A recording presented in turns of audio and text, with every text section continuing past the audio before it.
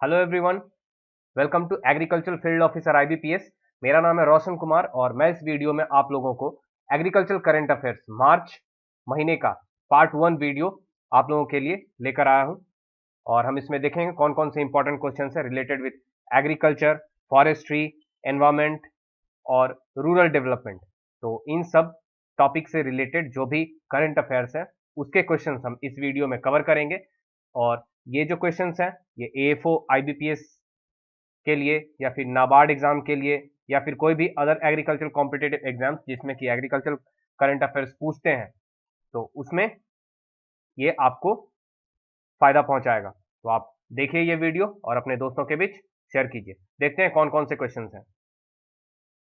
Which of the following universities has developed the country's first genetically modified varieties of cotton? मतलब cotton का genetically modified variety, और ये India में सबसे पहली बार हुआ है। इंडिया का सबसे पहला जेनेटिकली मॉडिफाइड वेराइटी है कॉटन का।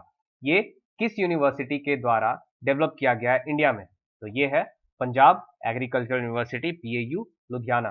तो आपको पता होगा कि कॉटन को बॉलवर्म रेजिस्टेंट बनाने के लिए बैसिलस thuringiensis नाम की जो जीन है उससे मॉडिफाई करते हैं और उसे कहते हैं बीटी कॉटन। तो ये जो सबसे पहला genetically modified variety of cotton है ये डेवलप किया गया पंजाब एग्रीकल्चर यूनिवर्सिटी के द्वारा। इंडियन साइंटिस्ट है राम सागर मिश्रा, शिव नादर यूनिवर्सिटी के। इन्होंने गेहूं के अंदर स्टार्च की मात्रा को बढ़ाने के लिए एक रिसर्च किया है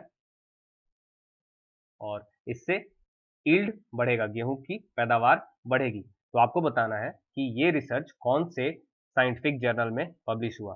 ये पब्लिश हुआ है नेचर में, नेचर नामक साइंटिफिक जर्नल में। राधा मोहन सिंह जो कि हमारे union agriculture and farmer welfare minister हैं, इन्होंने अभी बनाना रिसर्च सेंटर के लिए शिलान्यास किया है।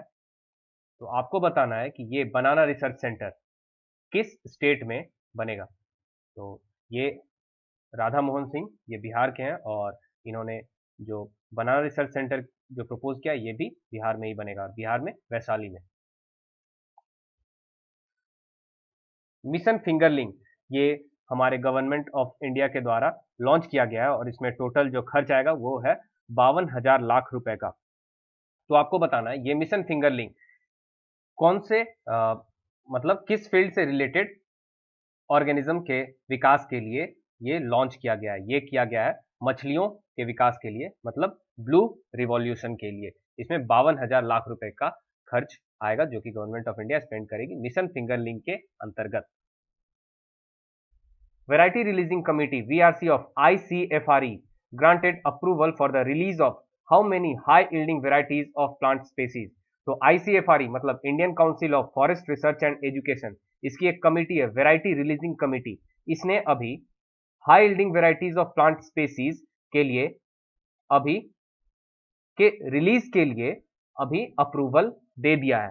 तो आपको बताना है कि कितने वेराइटीज के लिए ये अप्रूवल दिया गया है। तो टोटल नंबर ऑफ वेराइटीज है 20। और फॉरेस्ट रिसर्च मतलब फॉरेस्ट से रिलेटेड 3 इंस्टीट्यूट हैं। आप नाम याद रख लीजिए उनका, क्योंकि एग्जाम में इंस्टीट्यूट से रिलेटेड क्वेश्चंस बहुत आते हैं। तो एक तो आईसीएफआरई है, इसको आप याद रखेंगे, और इसके अलावा फॉरेस्ट रिसर्च इंस्टीट्यूट है एक देहरादून में, और एक है आईएफजीटीबी मतलब institute of forest genetics and tree breeding जो कि है कोयम्बटूर में, और तीसरा है टीएफआरआई मतलब tropical forest research institute Jabalpur में है। तो ये जो 3 है आप इन तीनों को याद रखेंगे, एफआरआई देहरादून में, आईएफजीटीबी कोयम्बटूर में और टीएफआरआई जबलपुर में। Which state government has been directed by the High Court to enact a law within 2 months for eradicating Simicaruvelum trees? Simicaruvelum इसका साइंटिफिक नेम है प्रोसोपिस जूलीफ्लोरा। तो वो कौन सा स्टेट गवर्नमेंट है जहां के हाई कोर्ट ने ये निर्देश दिया है कि 2 महीने के अंदर जो ये पेड़ है सिमाई कारू वेलम, इनको इरेडिकेट करना है, मतलब खत्म कर देना है वहां से।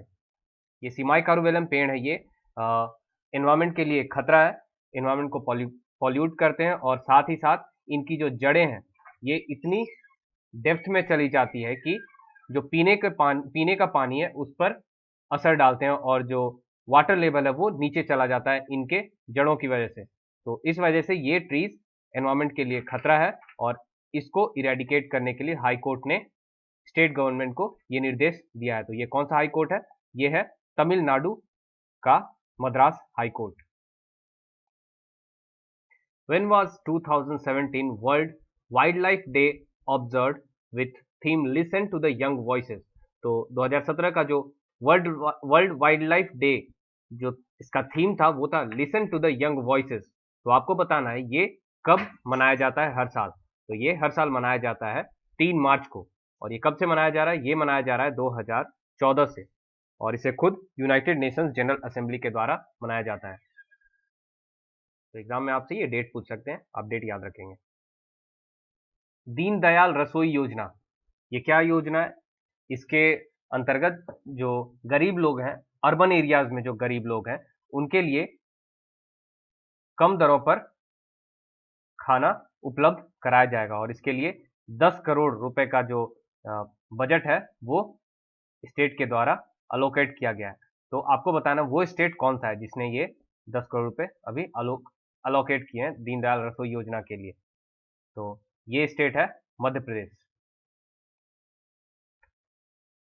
To determine the population of aquatic life centre has launched the first ever survey in river. कौन से रिवर में ये सर्वे किया जाएगा? जो उस रिवर में जो भी लिविंग बींग्स रहते हैं, जो भी जीव जंतु रहते हैं, उनके पॉपुलेशन को काउंट किया जाएगा। और सेंटर ने ये सर्वे अभी किस नदी में स्टार्ट किया है? तो वो नदी है गंगा, और नमामि गंगे इस स्कीम के अंतर्गत ये सर्वे किया जाएगा। What is the name of Jammu and Kashmir first smart tribal village developed under rural development department? तो रूरल डेवलपमेंट डिपार्टमेंट के द्वारा सबसे जो पहला गांव है, और ये ट्राइबल गांव है, जिसे कि स्मार्ट विलेज के रूप में डेवलप किया गया है। आपको बताना है वो गांव कौन सा है। वो गांव है, उस गांव का नाम है हब्बी, और हब्बी ये कौन से डिस्ट्रिक्ट में है? ये है राजौरी डिस्ट्रिक्ट में। As per the Great Backyard Bird Count Report 2017, about 45% of the India's bird species were reported in which state during the 4-day bird count? तो 4 दिन तक ये पक्षियों की गणना, पक्षियों का जो काउंट है ये चला। और इस रिपोर्ट, ये जो रिपोर्ट है ग्रेट बैकयार्ड बर्ड काउंट 2017, इसके अनुसार 45% जो इंडिया में रहने वाले पक्षी हैं ये एक ही स्टेट में है। तो आधे से मतलब लगभग आधे पक्षी इसी स्टेट में है। आपको बताना है वो स्टेट कौन सा है। वो स्टेट है हिमाचल प्रदेश।